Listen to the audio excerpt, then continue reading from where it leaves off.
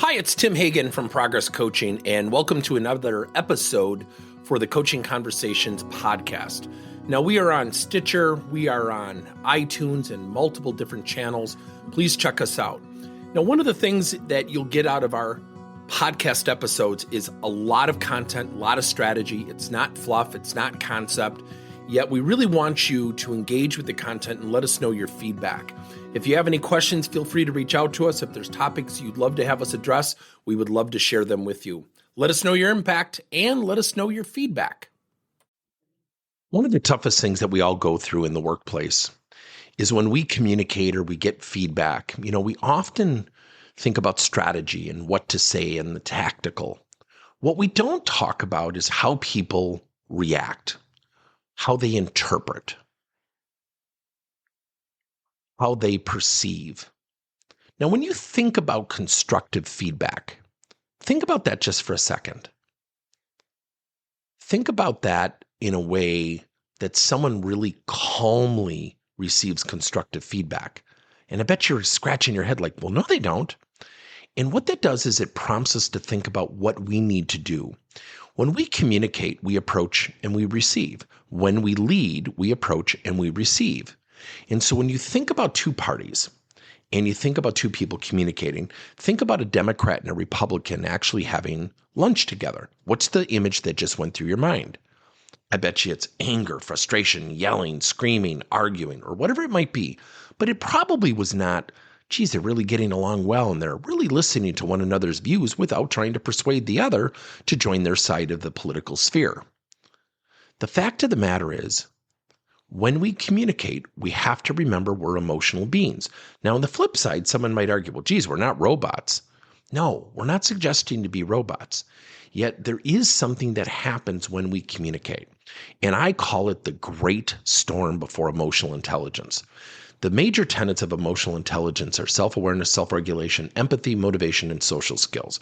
The two main ones in our estimation are self-awareness, looking in the mirror, being honest with yourself, and then self-regulation, avoiding interruption and disruption of others.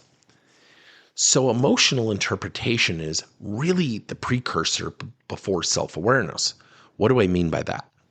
When you think about approaching somebody, and you're going to give them constructive feedback, what essentially happens is we react. We typically get triggered. Our blood pressure might go up a little bit. And I call this RIAR, R-I-A-R. We react. And then number two, we interpret. Then we articulate a response.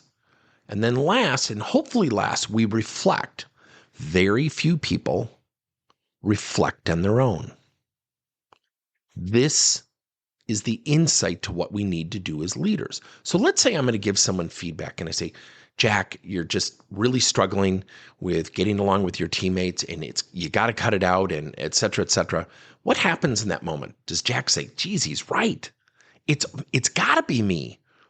What it really is he's going to cloud himself. He's going to lack self-awareness because his initial emotional interpretation will go, I'm reacting, I'm emotional, I'm interpreting. My interpretation is my boss is attacking me. I'm going to articulate. It's not me, it's him. Boy, oh boy, I'm not going to take the time to reflect because I've already discounted the feedback.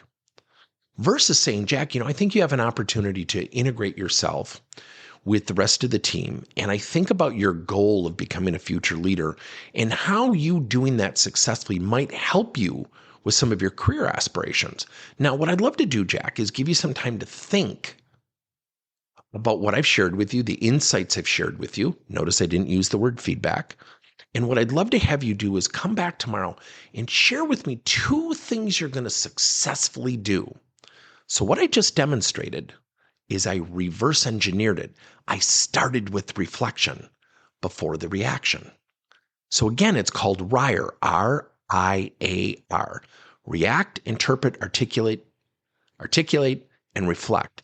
Start by facilitating reflection. Time does a wonderful thing for people. Most people don't do it. Let me know if this is helpful. Thank you for listening to another episode of Coaching Conversations by Tim Hagan and Progress Coaching. Now, our company is always coming out with new and innovative solutions to help leaders coach their employees. And recently, we just created a new service called Coach to You, where leaders can pick and choose topics and assign 7 to 21 day programs for employees to learn and, more importantly, apply actions and then reflect and share what they're going to do going forward as a result of the learning. It's called Coach to You. We're literally bringing coaching to your employees. If you're intrigued, we'll have a link in each one of our episodes where you can get more information. And again, thank you so much for listening to another episode.